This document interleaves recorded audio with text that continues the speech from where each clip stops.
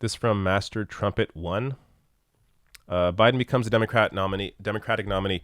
Do you think that someone worse than Trump will rise up? That's totally possible.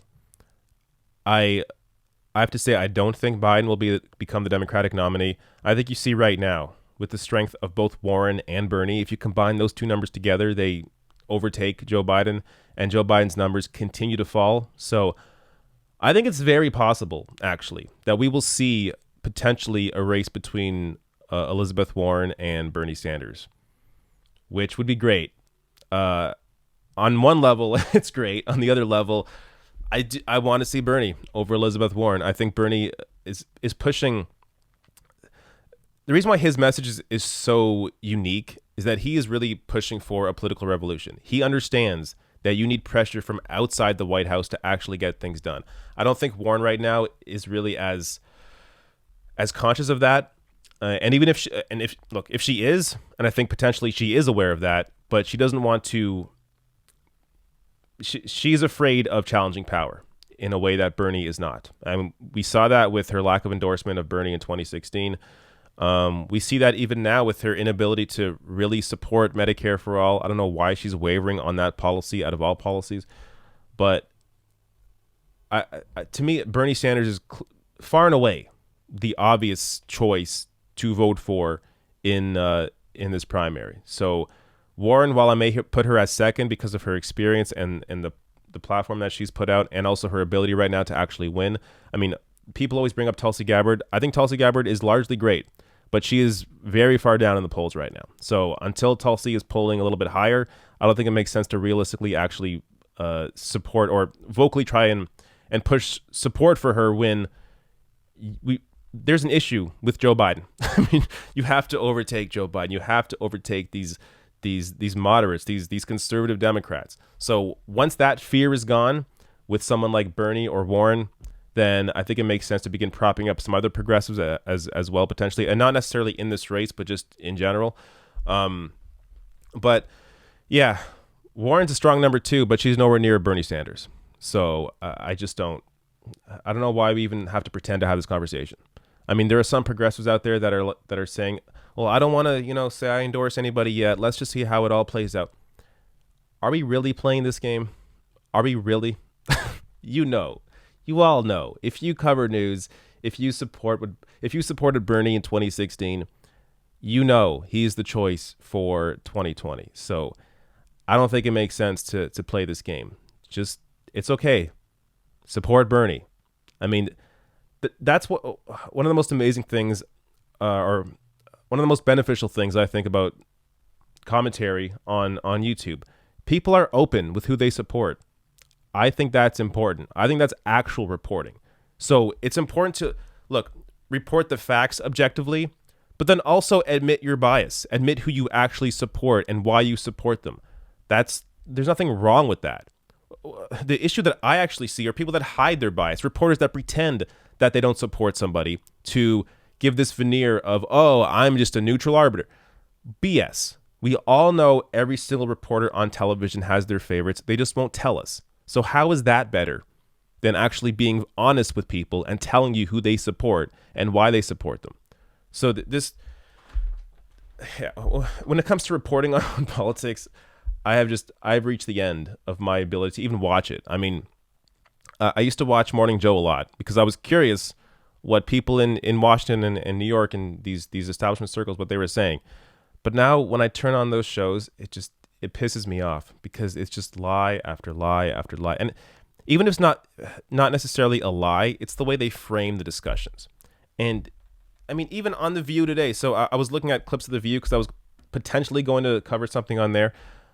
You have Joy Behar, who is maybe the most left-wing person on that show, and even she still thinks that you have to support or should support somebody who can defeat Trump. And in her mind, being able to defeat Trump means being closer to him on policy. It's like, where were you in 2016? Did you not see that Hillary lost to Donald Trump? Did you not see that Democrats lost over 1,000 seats over 8 years under Obama and Nancy Pelosi? I mean, why don't you learn these lessons? Like, there are some people out there who are purposely pushing a certain line to try and change minds. And, they push certain narratives because they are told to. Those people do exist on TV. But there are also people who I think are honest people. I think Joy Behar is an honest person. But she, because of the media that she watches, because of the people that she talks to and what she absorbs, she doesn't get that perspective that a lot of people that watch politics on YouTube do.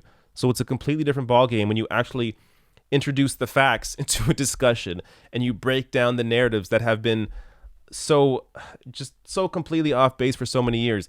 I covered I'm forgetting his name, Lee Carter, on I think it's Lee Carter. He was on MSNBC. Yeah, Lee Carter. He was on MSNBC last week, and the way he framed it was so perfect, because he said the only way to win is with a socialist. The only way to win is with Bernie Sanders. That's the kind of framing you never see on television. You only see the framing of, oh, well, Joe Biden could actually beat Trump. Oh, a moderate could actually defeat Donald Trump. But you never see the opposite. You may see people that say, oh, Bernie's exciting the progressive base, or Warren's exciting the progressive base, or he has these policies that are popular. But you'll never see people go all the way and say, no, actually the only way to win, the only way to beat Donald Trump is with the opposite of what Donald Trump is. The only way to beat Donald Trump is with someone who is actually who actually cares about people, who actually has a real message and is actually going in a completely different direction and isn't taking big donor money like the entire establishment, whether Democrat or Republican. I mean, you never see somebody go all the way to pro-Bernie saying he's the only way to defeat Trump. You only see the other way, which shows you, again, that the mainstream press has a bias. Their bias is towards the status quo. Their bias is towards the powerful and the wealthy. They don't want to challenge the powerful and the wealthy because they work, or they are the powerful and the wealthy. So that's this entire bubble. And then you have the rest of the country. So, which is why they were so caught off guard by when Trump won, because they were just not engaged with people and understanding that Hillary was not exciting voters. And Trump was able to capitalize on that low voter turnout for Democrats, and capitalize on that in certain states to be able to win. Now, yes, Hillary won by more votes, but unfortunately, that isn't the game. And it was way too close. I mean, to be that close to Donald Trump, it just shows you how completely bankrupt of ideas and support the Democratic Party has. The race shouldn't have been close at all. Hillary should have been way out ahead, but she wasn't for multiple reasons. But one of the main reasons, is because she was the perfect example of somebody that the entire country hated. Somebody with wealth and power and privilege. And they were not questioning or challenging that wealth and that power with any real substance. Meanwhile, you had Donald Trump pretending he was, or pretending to understand the issues with that people had, and then giving a false answer to those issues. So, look, I really think one of the most important issues that can really divide people is money in politics. So if you have a candidate like, say, Joe Biden, who is taking all this money from everywhere, as he's always done, just like Donald Trump will be doing, then you have no real argument over what Donald Trump says. But if you're running a campaign like Bernie Sanders that is only supported by grassroots supporters, grassroots movements, small donors, you have an actual argument on the base level. You have the argument to say, look, I have no reason to lie to you because I am only supported by the grassroots. Meanwhile, Donald Trump is taking all this money. He did it last time, but lied to you. He pretended he was self-funded. He wasn't. And he's doing the same thing now. He's always been a liar. He's always been a loser. Meanwhile, for me, in terms of me being Bernie Sanders, for Bernie Sanders, it's all about the movement. So that's, excuse me, that's the completely different, I mean, you sell a different message like that, a completely different way of doing politics, that convinces people. That gets non-voters off the couch to actually recognize, hey, this person is different. The way they're running their campaign is completely different than anybody before. This is actually a different candidate. I think Bernie Sanders can do that, but he has to win a primary first. And to win a primary, you have to win over a lot of registered voters. So this is the issue with, I mean, people will bring up, okay, well, if Bernie could have beat Trump, then why couldn't he beat Hillary? The primary process is completely different. A lot of states are closed, so you have to be a registered Democrat. And a lot of states, on top of that, you had to have been registered way before the actual voting day. So that's the issue that Bernie ran into. Because Bernie appeals to many non-voters and people that aren't Democrats, he wasn't able to get the amount of votes that he really needed to win the primary, but he came damn close. So if people are more ready this time around and are registered, by the way, if you're watching this and you're not registered, make sure you're registered to vote.